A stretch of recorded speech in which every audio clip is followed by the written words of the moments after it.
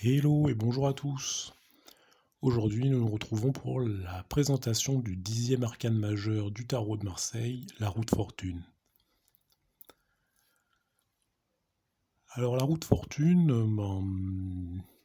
on peut voir une roue avec trois personnages disposés tout autour de cette roue, sur un socle qui est posé sur le sol. On peut observer qu'il y a une manivelle, sur laquelle il n'y a pas de main.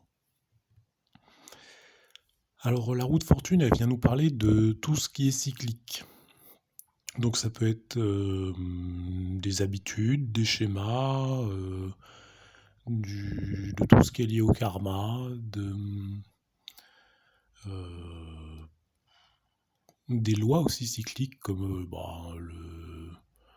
le fait que le soleil se lève chaque matin. Enfin, et donc on va regarder un petit peu plus en détail, comment est-ce qu'elle est construite cette roue de fortune. Donc sur cette roue de fortune, on peut voir que il y a trois petits personnages justement disposés tout autour de la roue.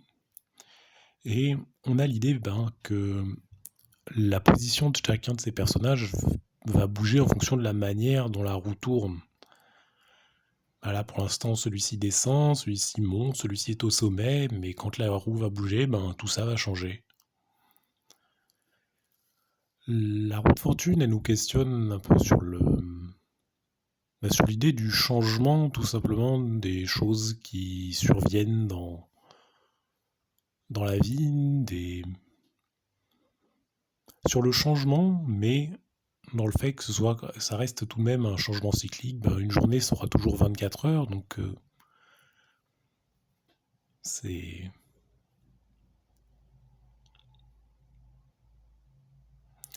Qu'est-ce qu'on peut y voir d'autre aussi, la roue de fortune? On peut y voir une petite question, une petite allusion au destin, aux choses qui arrivent et auxquelles on ne peut pas véritablement grand-chose. Et l'idée, justement, avec cette roue de fortune et face au destin, ce serait d'arriver à mettre sa main sur cette manivelle pour la faire tourner soi-même,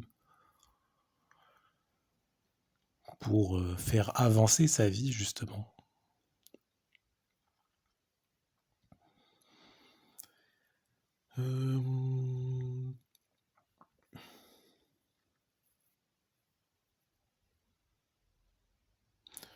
On peut observer que si on regarde un petit peu le code couleur des arcanes du tarot de Marseille, la roue de fortune, elle est posée sur un sol de couleur chair, elle est de couleur chair et il y en a un petit personnage de couleur chair ici.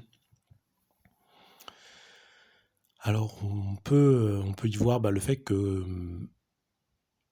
des fois il peut nous arriver justement des épreuves donc qu'on peut ressentir comme des choses qu'on peut ressentir comme des épreuves qui sont pas forcément agréables, mais qui amènent justement un gain avec ce personnage doré là, ce socle doré, cette couronne ici, et même toute l'armature du socle du rouet de la roue de fortune. Et que quelque part on peut traverser des épreuves mais qui nous enrichissent et qui nous enrichissent aussi spirituellement et physiquement. Donc c'est plutôt une bonne chose. Voilà, je pense que ce sera tout pour cette présentation rapide de la roue de fortune, 10e arcane majeur du tarot de Marseille. Si ça vous a plu, je vous invite à laisser un pouce bleu, à laisser un commentaire. Ça fait toujours plaisir, à vous abonner, et si jamais vous souhaitez me joindre pour une consultation personnelle, mes coordonnées sont en description. Donc merci, au revoir et à bientôt pour plus de contenu.